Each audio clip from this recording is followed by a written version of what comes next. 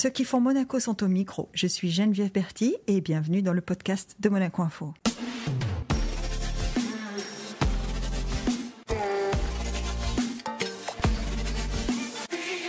Notre invité du jour a consacré sa vie à la gastronomie en alliant excellence et convivialité.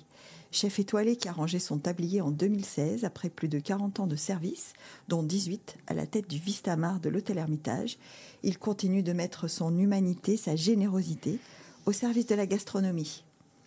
La cuisine étant une affaire de transmission, il reste fidèle à ses engagements, président de l'association Monaco Goût et Saveurs.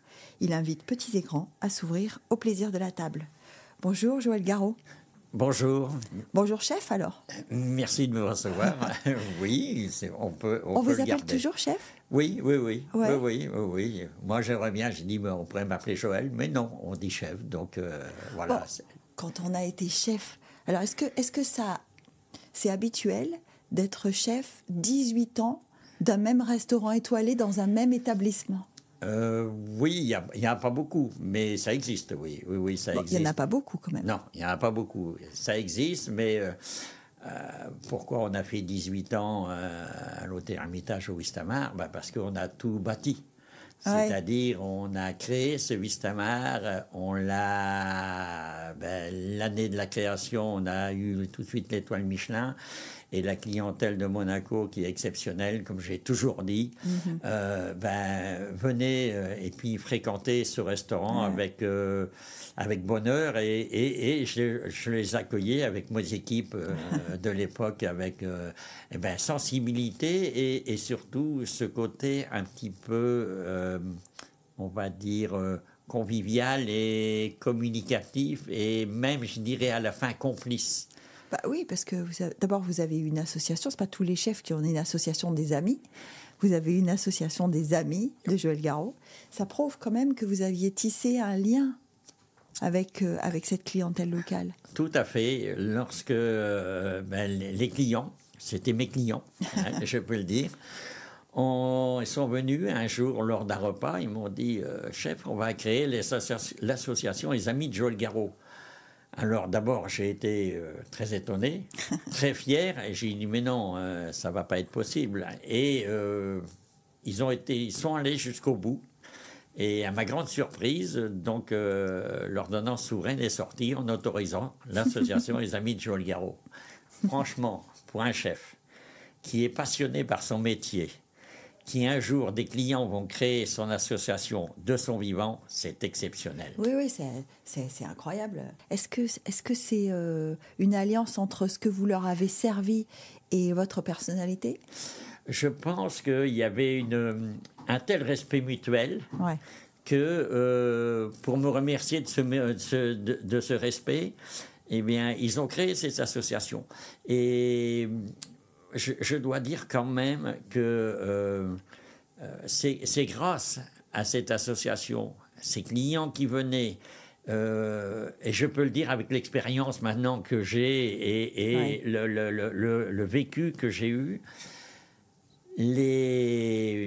ça m'a fait grandir.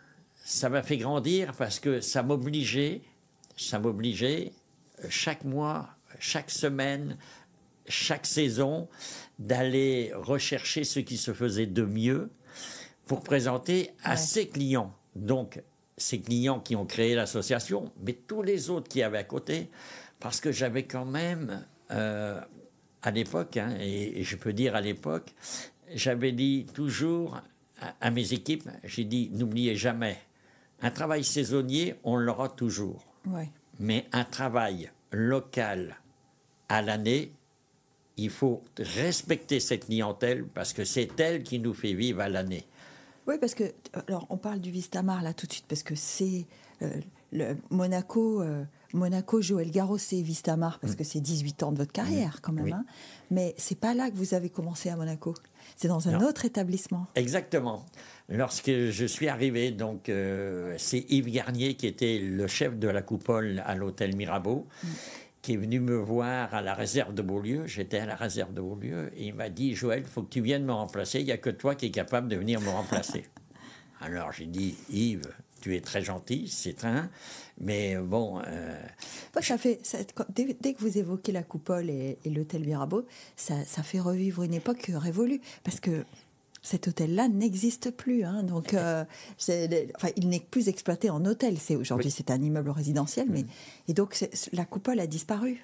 Oui, la coupole a disparu. Par contre, l'histoire a commencé à la coupole. Eh oui. C'est-à-dire que j'ai fait les plus belles manifestations, les plus grands repas pour cette clientèle de Monaco qui venait à la coupole, au Mirabeau, parce que justement, ça faisait partie de la SBM, mais un peu discret. Un peu discret, oui. Et ça... C'était pas sur la place du Casino. Voilà. C'était pas dans le Carré d'Or. C'était un peu intimiste. À l'écart. Voilà, c'était intimiste. Et là, cette clientèle-là était... Alors, lorsque je suis monté à l'Ermitage, il y en a qui ont regretté un petit peu cette intimité qu'il y avait. Après, étant que je n'ai pas changé dans ma façon de faire et dans ma mentalité, et ils ont continué à me suivre. Mais au début, ils étaient un petit peu réticents. Donc, j'ai été, oui, surpris, mais j'ai dit, ah non, je ne vais pas les perdre. Alors, et après, non, c'est bien reparti. Et bon, 18 ans, non, ça a été... Vous ne saviez pas les perdre, ils ont changé de quartier, mais il fallait déjà qu'ils constatent qu'au Vistamar, vous aviez gardé le même esprit. Parce que quand on est chef comme ça et qu'on a su, à la coupole, créer une atmosphère, une carte, une façon d'échanger avec sa clientèle, est-ce que le fait de changer d'endroit, ça change les choses? Est-ce que... Alors, changer d'endroit, oui, ça a changé des choses parce que le Mirabeau, comme je disais, qui était intimiste, on passait sur un restaurant, une grande hôtellerie de luxe. Oui, donc, plus passante, en tout cas plus visible. Oui. Et donc, ce côté intimiste était un petit peu parti. Mais j'ai voulu justement, le gros challenge, il est là, c'est que j'ai voulu garder cet état d'esprit. Et là, quand ils sont venus, qu'ils ont testé, ils sont revenus. Et même, c'est de là, avec la venue de ces clients fidèles de la coupole du Mirabeau, m'a fait travailler avec le dernier pêcheur de Monaco et avec une productrice de la plaine du Var qui venait 3 fois par semaine à Monaco. Donc j'avais déjà, en 98...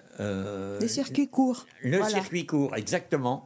Et là, c'était extraordinaire. Et quand vous voyez un client, il dit, bon, ben chef, moi j'aimerais bien manger, vous me faites une mostelle. Alors, la mostelle, il faut savoir qu'il n'y en a pas beaucoup qui en ont. Alors, j'allais voir mon pêcheur, je dis, Gérard, maintenant, il faut aller en mer. Hein, et j'allais souvent avec lui parce que je dis, il faut qu'on ait de la mostelle. Moi, mes clients... ils veulent de la mostelle. Ah oui, ils veulent de la mostelle, ça, c'est obligé. C'est un poisson un peu oublié, la mostelle. Hein. Oui, c'est un poisson oublié, puis c'est un poisson qu'on ne pêche plus beaucoup, malheureusement. Hein. Mais c'est un poisson tellement fin, généreux, et puis il y a tellement d'applications à faire avec ce poisson que c'est... C'était quoi votre produit préféré? Alors, le rouget. Ouais. Le rouget. Je me souviens. Oui. Je me souviens. Le rouget, c'était vraiment... j'ai fait une vingtaine de pays à travers le monde pour des semaines gastronomiques, mais à chaque fois, je vendais mon rouget et à chaque fois, c'était un succès phénoménal. Pourtant, c'est un poisson un petit peu fort. Oui, c'est un poisson légèrement fort et surtout un poisson qui a l'inconvénient d'avoir beaucoup d'arêtes. Donc, il demande... pas très sexy au départ, hein. Ah oui. Pas très sexy, le rouget, hein. Oui. Qu'il soit petit ou gros, il n'est pas très beau. Il est un peu fort, il a beaucoup d'arêtes. Oui, mais... Il se tient pas très bien.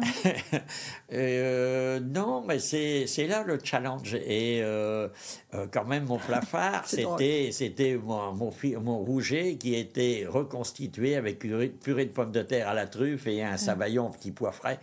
Donc là, c'était le plat signature de Joël Garreau. Oui, c'était le plat signature de Joël Garreau. C'est vrai. Vous avez fait 18 ans avec ce plat, il vous a accompagné 18 ans. Ah oui.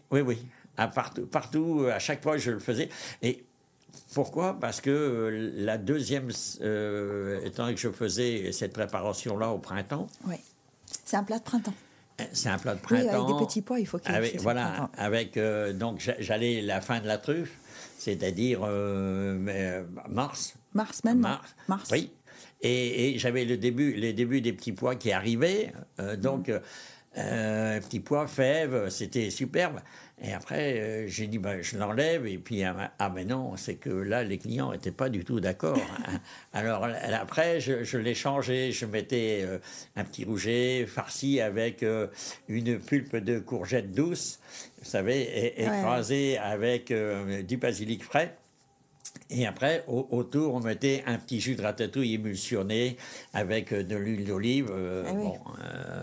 Voilà. Après, fallait que je garde le produit, mais travailler différemment. Et si je faisais pas ça, les clients, quand on arrive, alors aujourd'hui, on n'a pas de surprise. Si, on a des surprises. Vous travaillez, vous parlez du rouget qui était votre préféré, mais enfin, vous travaillez beaucoup de produits différents. Oui. Il y avait pas d'exclusion dans la cuisine de Joël Garreau. C'était pas sans. Non. C'est vrai. C'était plutôt avec. Oui, tout à fait, tout à fait. On faisait la réflexion que j'avais, et là aussi c'était, je pense, ma force, parce que étant compagnon au Tour de France, je convoquais mes deux sous-chefs avec moi, et j'ai dit voilà ce que je veux travailler, voilà ce que je veux. Alors, donnez-moi des idées. Alors, un jour, il y en a un, il a eu une idée extraordinaire. Il me dit, chef, on va faire des cannelloni farcis avec une daube de bœuf, et dessus, on va mettre un jus de daube avec un filet de lin. Alors, j'ai dit, oui, ça c'est bien, mais quand on va faire 10 couverts, je me vois mal à la minute farcir le cannelloni. Alors, je dis, on va le travailler différemment, c'est-à-dire on faisait les cannelloni, on les coupait bien carrés, tout, et j'avais juste à gratiner, et puis après faire mon bœuf, et puis j'ai dit là, parce que sinon, le client, s'il s'assoit puis qu'il repart 1h30 après, ça va pas le faire. Et oui, parce que, alors, c'est bien que vous parliez de ça, parce que moi, c'est toujours la question que je me suis posée. Je ne suis pas une grande cuisinière, mais quand je vous vois travailler, et là notamment le Vistamar aujourd'hui a été remplacé par le pavillon de Yannick Aleno, qui a la cuisine ouverte, on voit les cuisiniers travailler devant nous. Tout à fait. Et je suis toujours épatée par le temps de préparation. Parce que quand moi je cuisine à la maison, ça prend toujours un temps fou. Comment vous faites?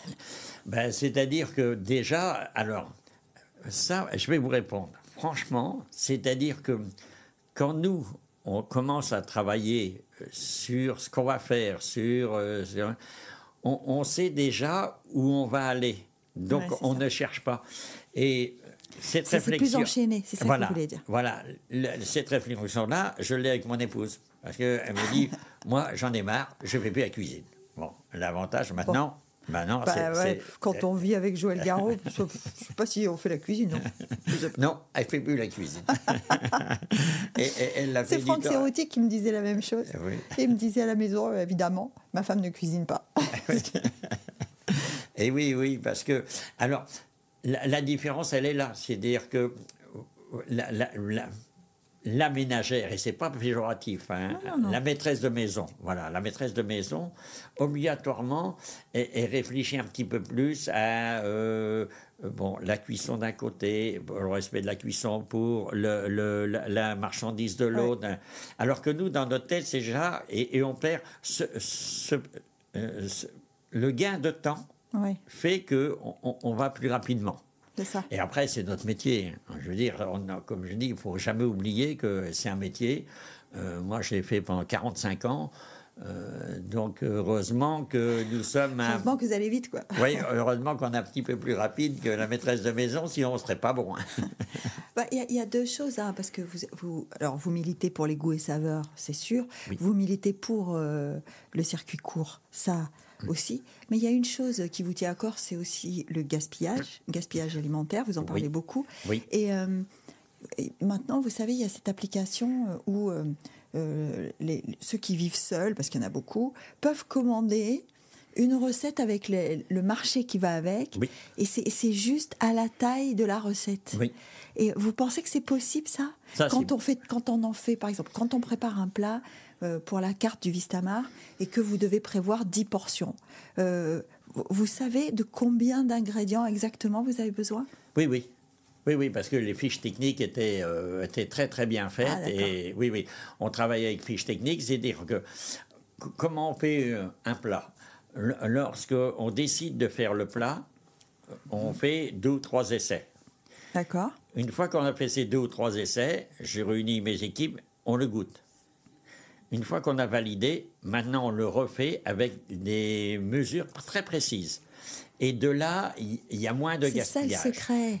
Voilà. Vous le faites et ensuite vous le mesurez. Oui, voilà, c'est ça. On ne peut pas le mesurer avant pour une simple raison, et vous allez tout de suite comprendre, c'est que moi je suis, comme je dis, un instinctif. Ah oui. C'est-à-dire, je vois quelque chose, j'ai dit voilà, avec ça, je vais pouvoir l'accompagner d'une feuille d'épinard fondue avec un brin d'oseille avec, pour justement redonner un petit peu d'acidité de l'oseille avec l'épinard. Ça devrait bien aller.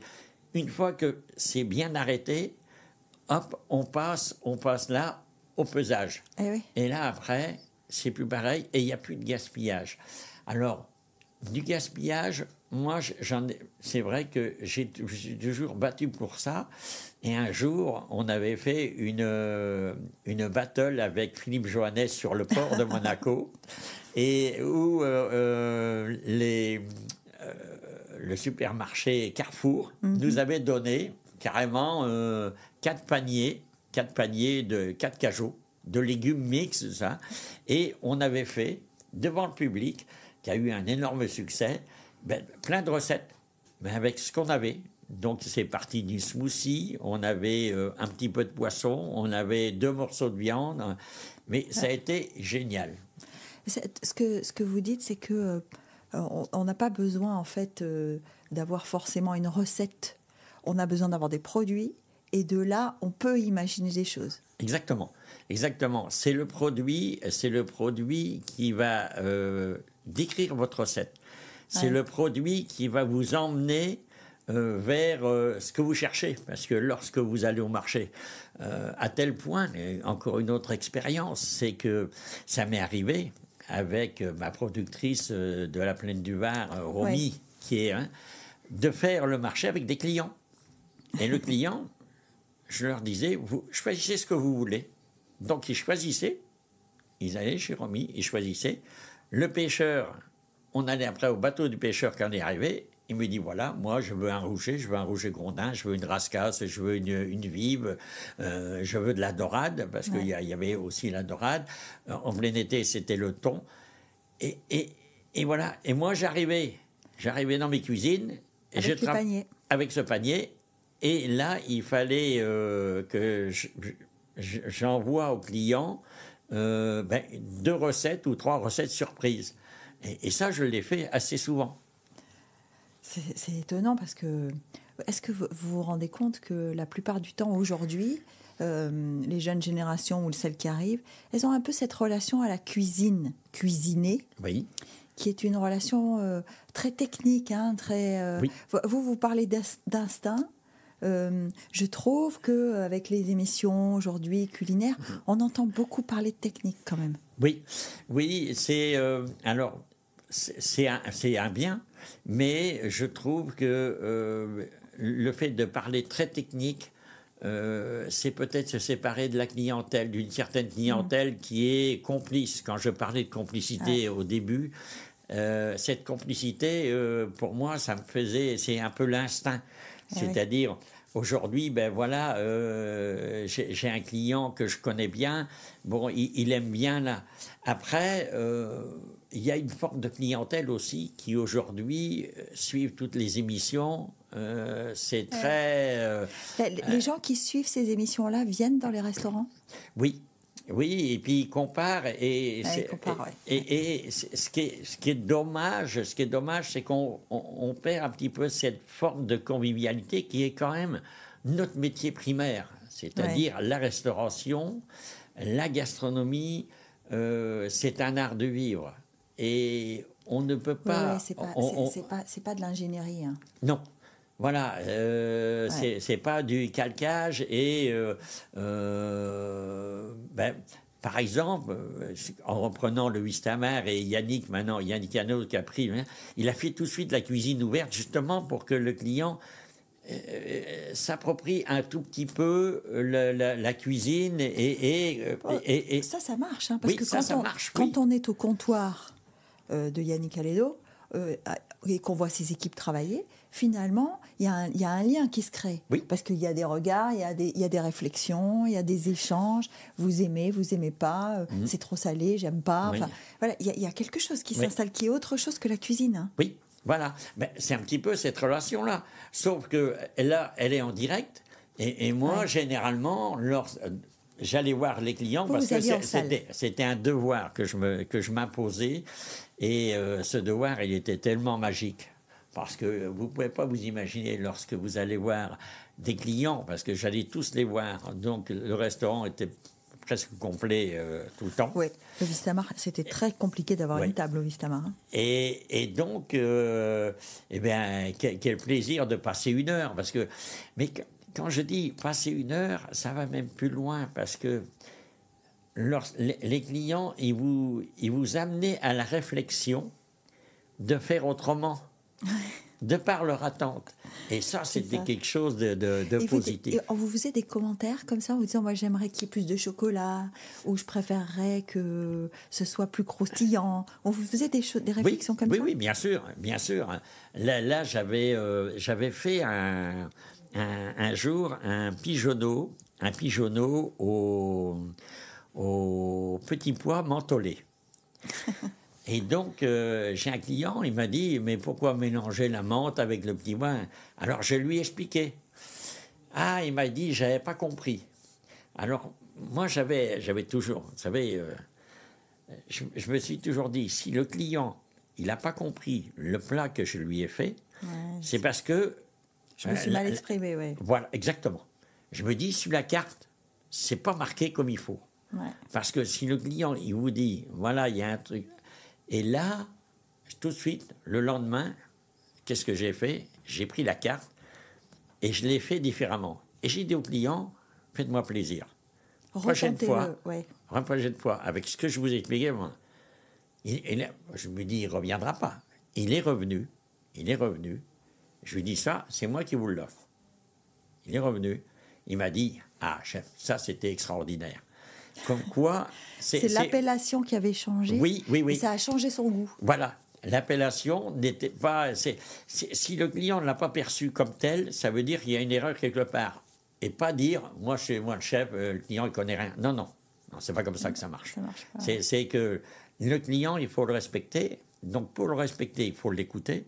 Et quand vous l'écoutez et qu'il vous dit ça, vous dites, hop, là, il y a quelque chose qui ne va pas.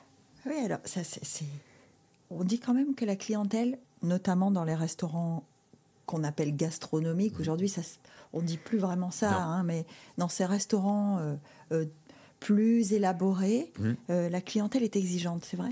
Oui, la clientèle est exigeante et il y a toute la clientèle, sur 100% de clientèle, vous avez 50%, c'est pour se faire la sortie de l'année ou du mois, hein, pour se faire plaisir, et 50% autres, ils connaissent.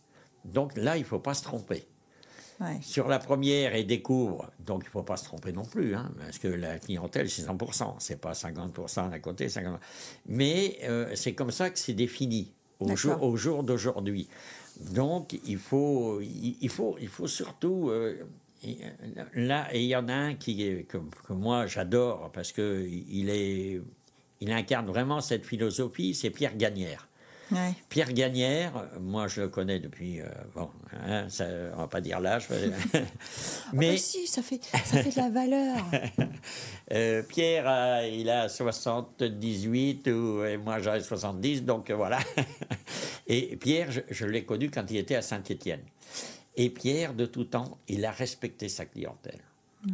Il a respecté ça. Et moi, ça m'a marqué lorsque je suis allé le voir à Saint-Étienne, qui était dans ce restaurant, qui était un peu à son image, un peu falabraque, mais tellement surprenant que ces clients qui arrivaient, et ils étaient là, je les voyais, ils tournaient les yeux comme ça, et ils ne savaient pas s'ils devaient s'asseoir ou pas s'asseoir. Et après, ils partaient, tout avait joué. C'est-à-dire... Il y a quand même, chef, dans la génération, dans votre génération, hein, puisque la génération de Pierre Gagnère, c'est aussi celle qui est arrivée juste derrière Paul Bocuse. Oui. Vous étiez à peu près tous, vous vous teniez dans 15 ans en âge. Hein. Oui, tout à fait. Il y avait aussi à cette époque-là une vraie personnalité du chef qui influençait beaucoup l'image de la cuisine. Ah oui, tout à fait, tout à fait. Disons que, et ça vous faites bien de le dire, c'est-à-dire que on n'allait pas lorsqu'il est monté à Paris, on allait chez Pierre Gagnère, on n'allait pas au nom de l'hôtel. Oui, on allait.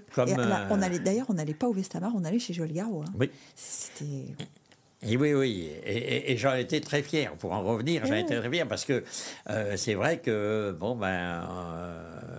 la clientèle, ils disaient on va pas au Vistamar, on va chez Joël Garreau. D'ailleurs, c'est ça, ils vous ont suivi de la coupole au Vistamar parce qu'ils ont suivi Joël Garreau. En fait. Oui. C'est ce que vous faisiez, c'est ce que vous leur serviez qui était plus important que l'endroit où vous le faisiez. Finalement. C'est vrai, et c'est ce que j'ai eu peur au début, mais alors ça, c'est tout de suite ma peur s'est transformée en enchantement.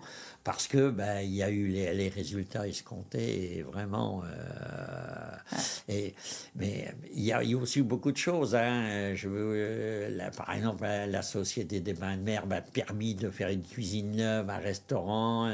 C'était un peu ma question. C'était quand on est un chef comme ça et qu'on a des rêves, des envies, etc. Avoir derrière le soutien d'une maison comme la SBM qui a des territoires, des établissements, des moyens, etc. Est-ce que ça change un peu l'approche? Est-ce qu'on se sent toujours libre? Alors oui, on se sent libre, mais pour ma part personnelle, moi, mon expérience, parce que je suis quand même issu du monde agricole, mes parents étaient agriculteurs, donc on connaît la valeur de la terre et la valeur de ce que peut avoir le travail. Et on s'aperçoit le grand privilège qu'on a de faire dans une carrière comme la mienne les plans d'une cuisine où la société vous a permis de faire la cuisine, magique, par exemple. Même, simplement magique. C'est un mot extraordinaire, notamment, vous voyez, je vais prendre un cas très bien. J'avais à faire des frigos en inox massif, on va dire, pas taillé à la serpe, mais vraiment ondulé pour épouser vraiment les murs, parce que l'ermitage, c'était pas toujours facile à travailler. Et là, ils m'ont tout fait sur mesure. Ils y sont toujours ? Oui, ils y sont toujours. Et ça, c'est bien. Ça doit être une fierté quand même de savoir que maintenant, il y a Yannick Aleno et ses équipes qui travaillent dans vos installations. Tout à fait. Et quand même, la moitié de l'équipe de Yannick Aleno, c'est la mienne. Donc, je suis très content. La moitié de l'équipe de Yannick Aleno, c'est la mienne. Vous avez cette réputation d'avoir formé des générations, d'avoir formé autant de chefs de sous-partis, de commis, de gens qui se sont attachés à la gastronomie et à la cuisine grâce à vous. C'était quoi votre secret? Parce que ça prend du temps, ça aussi. Oui, alors c'était le secret, pour moi, il n'y en a qu'un, c'est le respect de la personne. Oui. Le respect de la personne, et ça, là, je vois aujourd'hui, pour ne citer que le chef de l'Automobile Club, c'est un de mes anciens. Le chef pâtissier du lycée Régnier 3, c'est mon ancien. Le chef à l'essentiel à Isola 2000, c'est mon ancien. Après, vous avez des petits un peu partout. Oui, et puis maintenant la chef du Coya, Victoria, est passée chez moi et elle me dit toujours, moi j'ai eu qu'un chef, Joël Garreau. Je dis, Victoria, non, maintenant c'est c'est vous. Maintenant c'est vous le chef. Voilà, c'est vous le chef. Alors, mais chef, non, jamais je pourrais. Alors tout ça, c'est réconfortant parce que vous dites, voilà, dans ma carrière, vous savez que quand vous êtes Bon, aujourd'hui, je vais avoir 70 ans. Comme Ouais. je dis, vous retournez, vous vous dites, quand même, il y a eu du beau travail de fait. J'ai rencontré oui, des j'allais dire, personnes. c'est un motif de satisfaction. Quand je vous dis, vous êtes content d'avoir Yannick Aleno et ses équipes qui travaillent dans vos installations, que la moitié de l'équipe de Yannick Aleno, ce soit la vôtre, que Victoria, aujourd'hui, soit à la tête d'une cuisine qui est complètement différente. Oui. Parce que c'est ça qui est incroyable. C'est que, autant on peut dire Joël Garreau, Yannick Aleno, c'est de la gastronomie française. Bon. Mais Victoria... Elle a des saveurs, elle a des origines, oui. Et elle fait aujourd'hui une cuisine qui est complètement différente. Qui est la sienne. Lorsqu'elle est venue à l'Ermitage avec moi, personne n'en voulait, donc moi je l'ai prise comme à l'habitude, hein, ça part de Parce comme qu'elle ça. était jeune, hein. Elle a démarré très jeune. Oui, elle a démarré très jeune et elle a beaucoup, on va dire, elle n'a pas beaucoup souffert, mais ça a été un peu difficile pour elle au début. Et après, lorsqu'elle est partie, je lui dis, Victoria, maintenant, c'est le moment de faire votre sensibilité et votre cuisine. Et alors, elle m'a dit, chef, oui, mais il faut encore peut-être nuancer. Ça ne marchera peut-être pas. Voilà, exactement. J'ai dit, mais moi, et à chaque fois, elle me venait me voir, même au début du Koya, qu'elle n'était pas encore la chef, parce qu'elle a été chef que 2 ans après. Et elle m'a dit, je dis, non, allez-y, c'est maintenant. Parce que, pour en revenir à ce que l'on disait tout à l'heure, c'est que à ce moment-là, la cuisine commençait à tourner et on trouvait dans le registre identitaire. Parce que moi, j'ai défendu l'identité de la cuisine méditerranéenne. C'était celle que je connaissais, celle que je mettais en valeur ici. Au jour d'aujourd'hui, ce qui marche, c'est un petit peu cette cuisine mixte où on fait des mélanges, des savants mélanges, où moi, ça, c'est pas ma tasse de thé. C'est pas ma tasse de thé, je préfère. Je disais toujours, moi, dans mes recettes, j'ai entre 4 et 5 ingrédients. Au-dessus de 5 ingrédients différents, je trouve que, je vais employer, c'est le fouillis. Donc, il y en a qui le font très, très bien. Bon, je pourrais en citer beaucoup, mais il y en a qui le font très bien. Mais ça, c'était pas mon style. Ouais. Au jour d'aujourd'hui... C'est 4-5 maximum. Voilà. 4-5 maximum parce moi, que... J'ai un souvenir. Hein. J'ai un souvenir d'une de vos recettes parce que, donc, comme je vous le disais avant, on a fait un dîner important dans la vie de mon fils, puisqu'on a fait ses 18 ans au Vistamar. C'est vous qui lui avez fait son dîner d'anniversaire. Et en entrée, rendez compte, pour un garçon de 18 ans qui s'éveille, hein, vraiment, vous lui aviez préparé des panais à la vanille. À la vanille, oui. Oui. Et alors, je me souviens, quand il lit ça sur le menu, il me regarde, l'air de dire qu'est-ce que ça peut bien être. Oui. Et finalement, c'est ce dont il s'est souvenu de son dîner. Oui, voilà. Alors, pour en revenir, vous savez, si vous faites des menus, vous faites un menu 5, 6, 8 plats, 9 plats, je disais toujours aux clients, moi, ce que je cherche pas à ce que je viens de vous voir et vous me dites, chef, c'est très bon. Oui, ça, je suis content. Mais c'est pas ça. Par contre, si vous vous dites, voilà, votre panais à la vanille, il était super. Parce que je leur disais aux clients, je dis, c'est ça ce qui va vous faire revenir. Mais oui, bien sûr. C'est ça. En tout cas, ce qui lui l'a marqué, vous voyez, je vous en parle, ce qui lui l'a marqué, c'est ça. Oui. Il y a eu un plat, voilà. Alors tout était très bon, mais il y a eu un plat. Voilà. Et c'est exactement ce que j'attendais. Parce que si vous... Oui, chef, c'est très bien. Oui, c'est très bien. C'est pas le mot qui me convient, moi. Moi, quand on me dit, voilà, c'est très bien. Par contre, alors... là, c'est le panais à la vanille. Moi, le client, lui, c'était son pigeonneau au petit pois. L'autre, ça a été le rouget. Et là, voilà. Là, moi, pour moi, je lui dis, voilà. Moi, aujourd'hui, je pars tranquille parce que j'ai fait ma mission.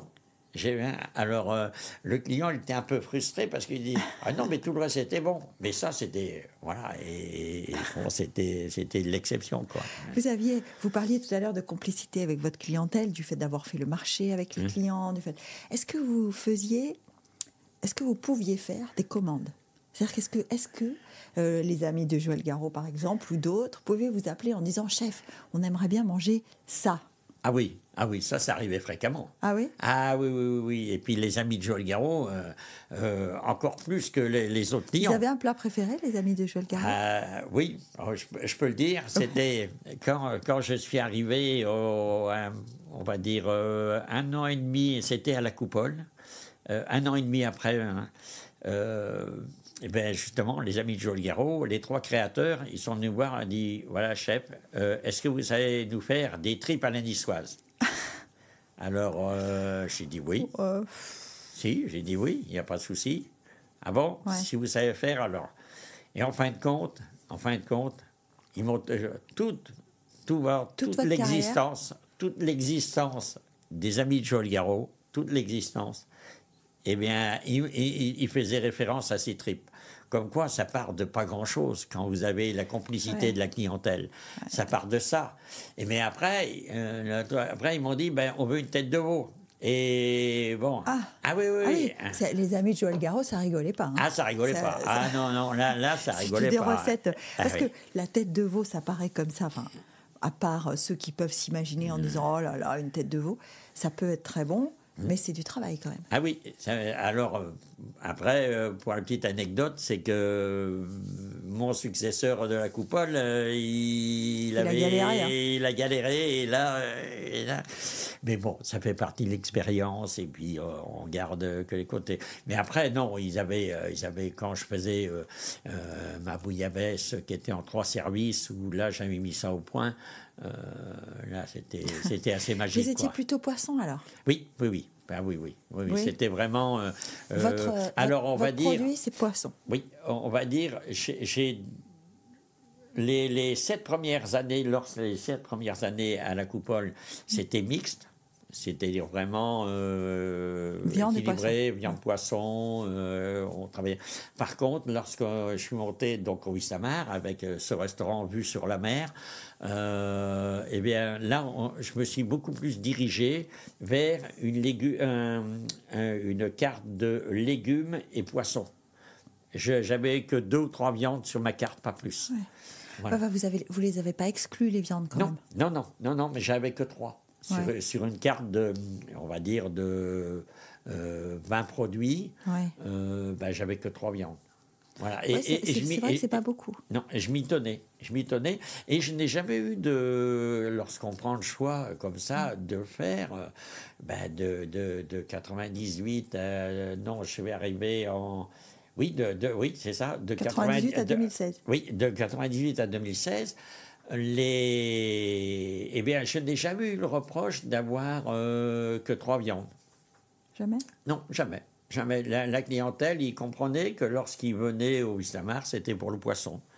Et donc, on était spécialisés. Pareil, là, il a fallu que je prenne les bons cuisiniers avec moi qui voulaient bien travailler le poisson. Parce que dans une brigade, moi, que je suis arrivé à l'Ermitage, on était 27, je suis reparti, on était 60. Bon, obligatoirement, ils ne sont pas tous voués à faire de la cuisine haut de gamme.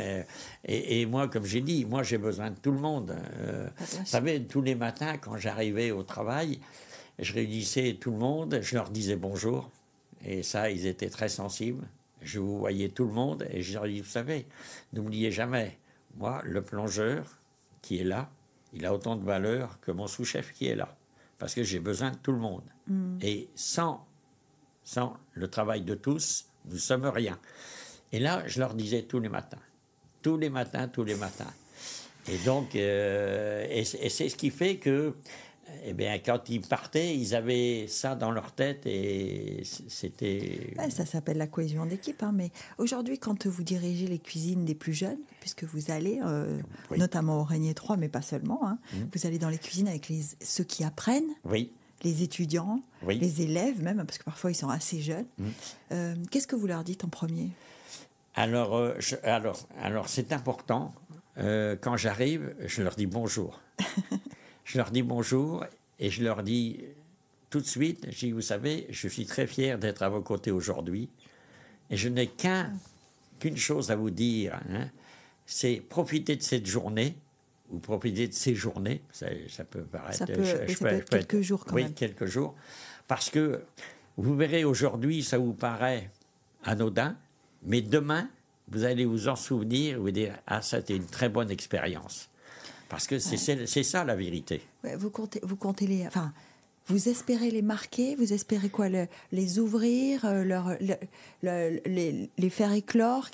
C'est quoi votre objectif à vous quand vous allez en cuisine avec des jeunes comme ça? Alors, mon objectif principal, c'est pas de leur dire ah ben vous savez, c'est un métier difficile.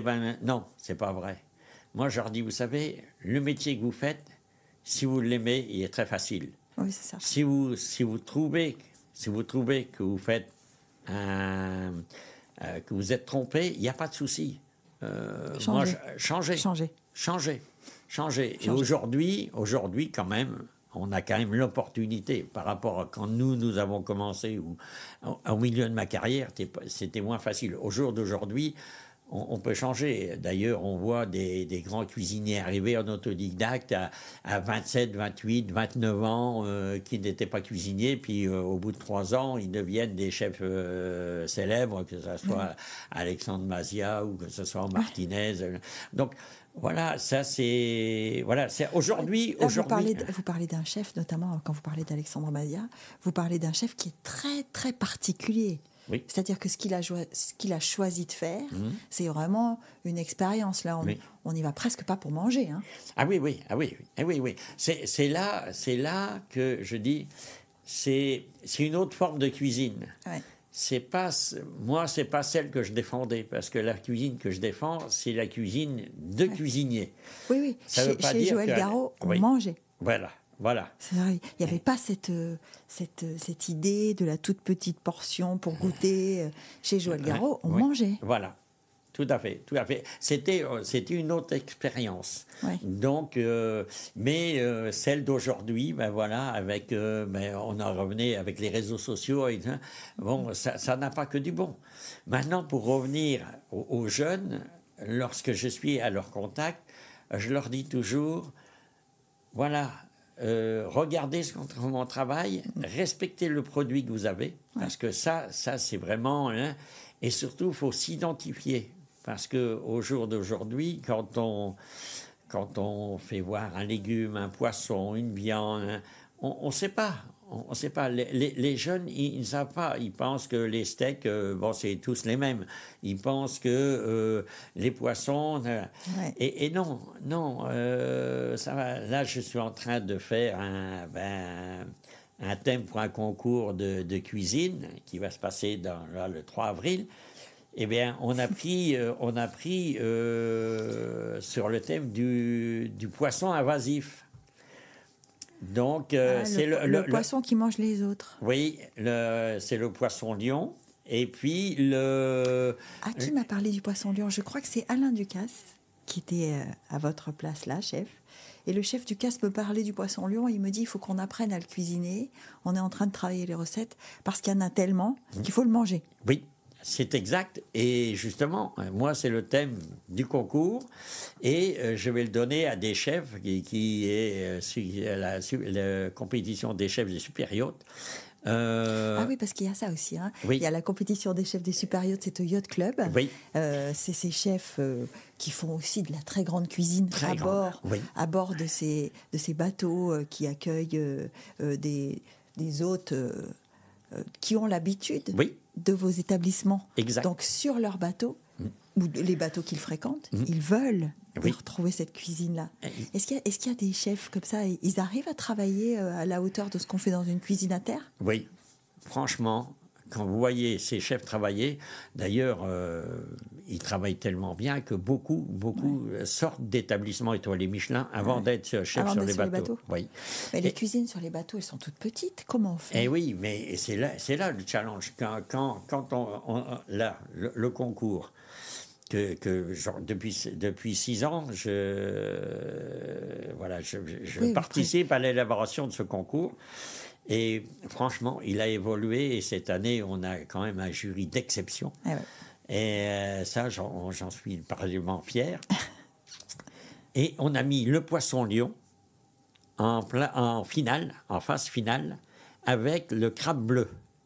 Ah, parce que ce sont les deux qui mangent tout le monde. Hein. C'est les œufs qui mangent tout le monde. Donc, les grands prédateurs. Les grands prédateurs, exactement. Exactement. Et là, je suis sûr qu'on va avoir des recettes d'exception. D'exception parce que... Attention, ce que me disait le chef du CAS, peut-être vous allez me confirmer. D'abord, c'est que, le poisson lion, c'est bon. Oui. C'est ça. Il m'a dit c'est une race casse un peu améliorée. Oui, exact. Mais voilà, c'est un peu ça. C'est ça. Donc c'est bon. Alors, parce que moi, mon poisson préféré, c'est la race casse, vous voyez. Ou alors le chapon. Oui, le chapon. Voilà. J'en ai travaillé combien de chapons. Qui est un poisson horrible, mais qui est tellement incroyable. Et le crabe bleu, c'est très fin aussi. Hein. Oui. C'est très, très bon. Très, très, très, très fin. Justement, on a mis, j'ai mis dans la compétition, j'ai mis en phase finale, poisson lion, donc vidé et caillé entier, comme ça, et du crabe bleu cuit et cru. Ah oui. Alors donc, comme ça... Parce que là, il y a de quoi imaginer. Hein. Ah oui, il y a cuit et cru, il y a de quoi... Ah oui. Le crabe cru, est-ce qu'on en mange beaucoup? Non, hein. Non, le crabe bleu, c'est mieux cuit. Oui, mieux cuit. Alors, il y en a qui vont travailler avec en décortiquer une fois qu'il est cuit, puis il y en a d'autres, ils vont l'écraser, d'autres ils vont faire la sauce. On émiette beaucoup le crabe. Pourquoi on l'émiette? C'est une chair difficile? Disons que lorsqu'on décortique, oui, c'est elle s'effrite, oui. C'est ça. Donc, alors, mais ça, on est impatient. Puis bon, j'ai quand même le président de jury, c'est Jean-François Girardin, qui n'est autre que le président des meilleurs ouvriers de France depuis 8 ans. Et c'est un grand professionnel qui était au Bocuse d'Or. Ouais. Mais voyez, vous revenez quand même à la technique, hein, parce que vous dites on n'en parle pas beaucoup, il ne faut pas en parler beaucoup, parce qu'il faut parler plutôt de l'instinct, de la relation, de la complicité, du plaisir, etc. Néanmoins, on est d'accord, pour bien cuisiner, il faut savoir cuisiner. Oui. Même si on a des bons produits, etc. Vous parliez tout à l'heure de la cuisson, de l'épluchage. Enfin, il y a quand même des choses qu'il faut savoir faire. Oui. On ne peut pas improviser vous parliez sans les connaissance. Bouillantés, de l'épinard. Enfin bon, tout ça ne se fait pas comme ça à l'œil. Si, vous faites ça à l'œil?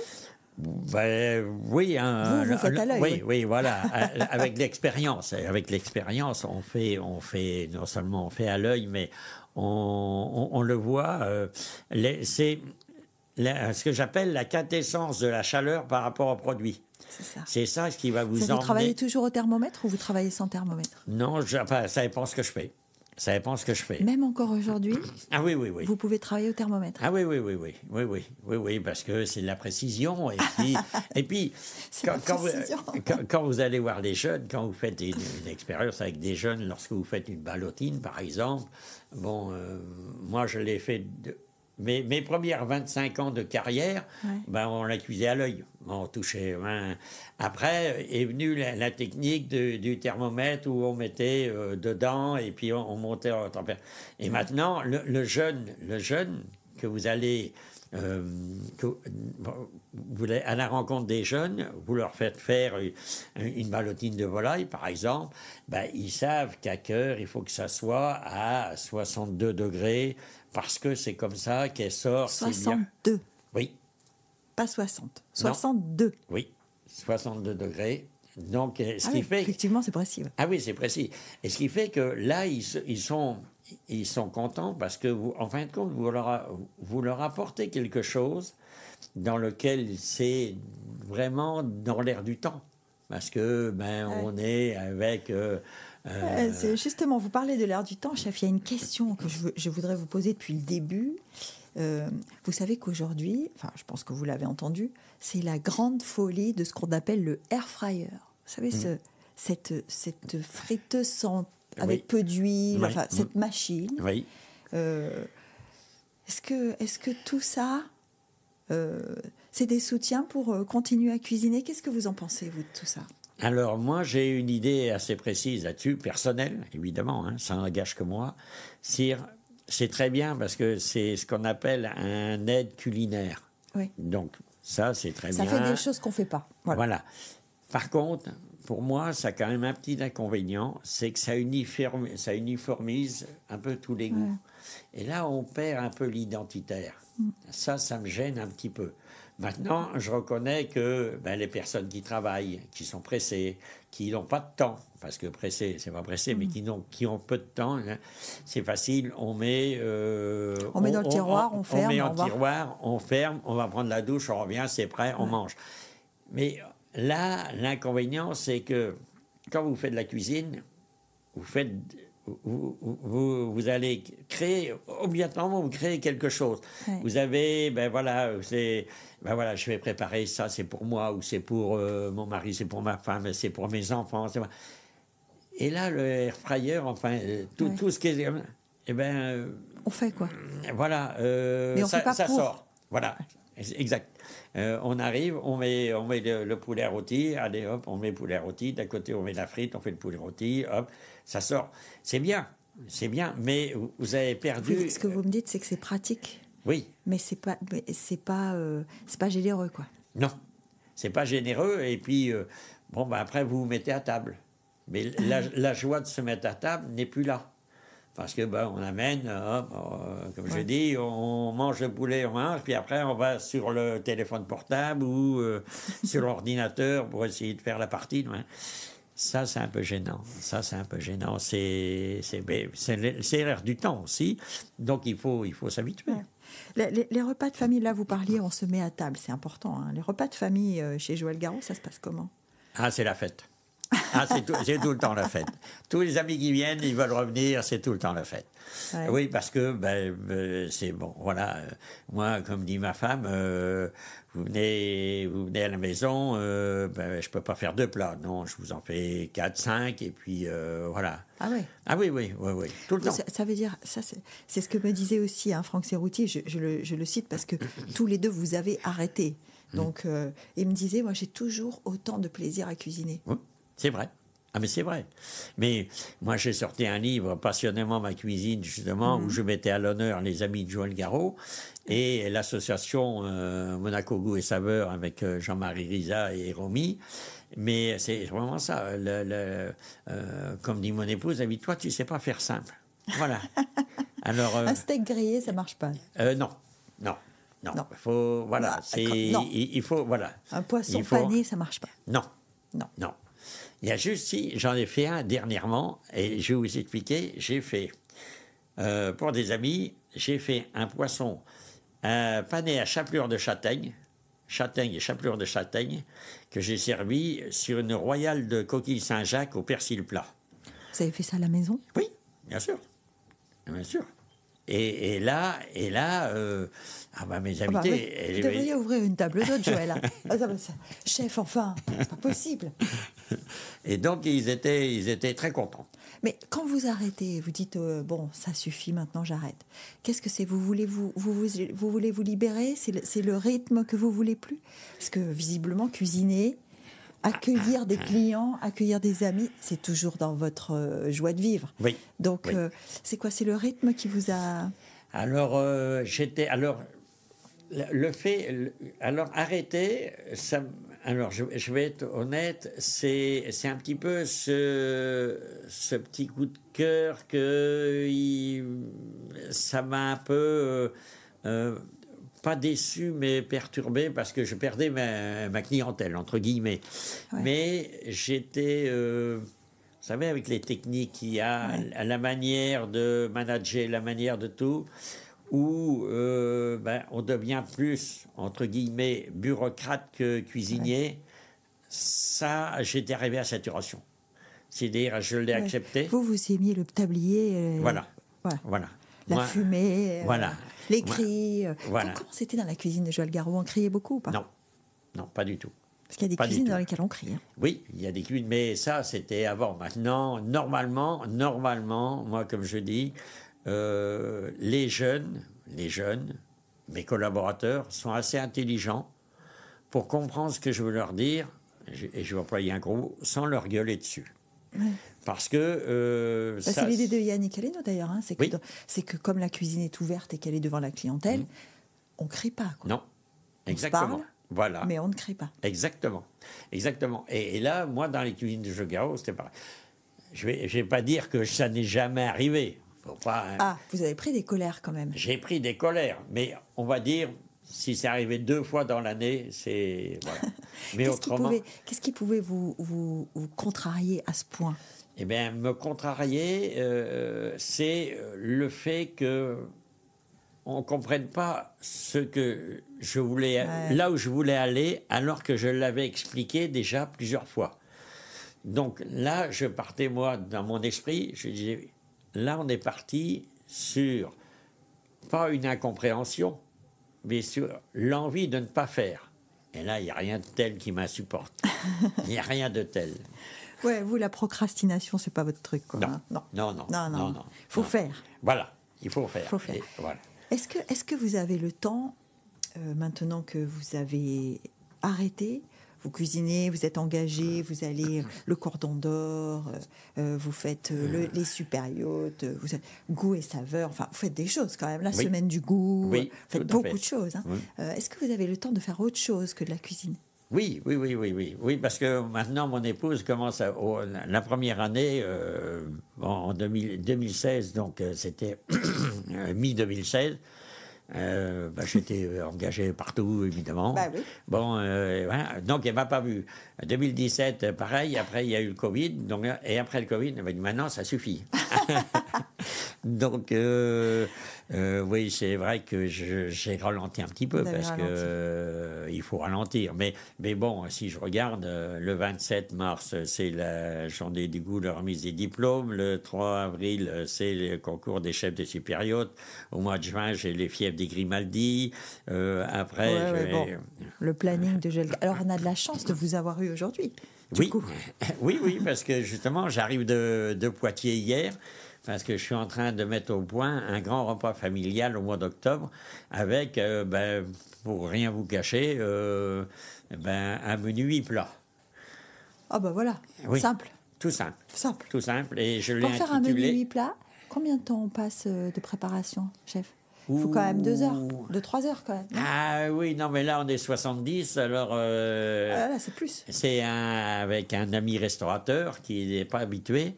Et je lui ai fait, là, toutes les fiches techniques, les photos, ce que je voulais. Hein. Donc, je lui ai donné un petit dossier de 25 pages. Il est en train, il me dit, ça va être mon livre de chevet jusqu'au 25 octobre. Bon, ça se passera où, à Poitiers? Oui, ça se passe à Loudun, exactement. À Loudun, ah ben Ouais. oui, chez vous. Oui, chez nous. Chez vous. Voilà. Là où vous êtes né, enfin. Voilà, là où je suis né, et là où, à côté là où est né aussi, dans le Poitou, Joël Robuchon, donc qui avait 10 ans de plus que moi. Ouais. Donc, qui était mon maître, voilà. C'est voilà. le terroir des chefs. Et oui. Hein? Donc, parce qu'on est aussi le reflet de son terroir. Oui. On est aussi, on est formé à certains goûts, à certaines associations, à certains parfums. Tout à fait. Tout à fait. Et ça, jamais l'oublier, comme je dis toujours aux nouveaux qui arrivaient, je dis, ne jamais oublier d'où vous venez et ce que vous avez fait. Ne jamais l'oublier. Ça sera votre force plus tard lorsque vous allez évoluer dans votre métier. Bien sûr. Alors, qu'est-ce qu'on peut vous souhaiter maintenant? Parce que moi, quand j'écoute ce planning hyper chargé, je me dis, qu'est-ce que je peux lui souhaiter au chef? Si j'avais une baguette magique, là, qu'est-ce que vous me demanderiez? Non, de rester comme je suis. C'est formidable, ça. Oui, de rester comme je suis. Aujourd'hui, cette année, j'ai mes 70 ans. Le monde me dit, mais vous en faites 10 de moins. Oui, peu importe, mais dans mon esprit. Vrai. Oui. Ça, c'est vrai, vous en faites 10 de moins. Voilà, non, j'ai toujours cette passion qui m'anime. Et pourvu qu'elle soit toujours comme ça. Et vous savez, quoi de plus beau que de vouloir transmettre quelque chose que vous maîtrisez et qui vous fasse plaisir. Donc, je crois que pour quelqu'un qui aime son métier, c'est la définition de la perfection, ce que vous venez de dire. Oui, mais chez les compagnons, on ne peut pas dire la perfection. On a le droit de s'en approcher, mais on ne dit jamais... On n'est jamais parfait. Voilà, on n'atteint jamais la perfection. On y travaille, mais on ne l'atteint jamais. Merci, chef. Merci beaucoup. Merci.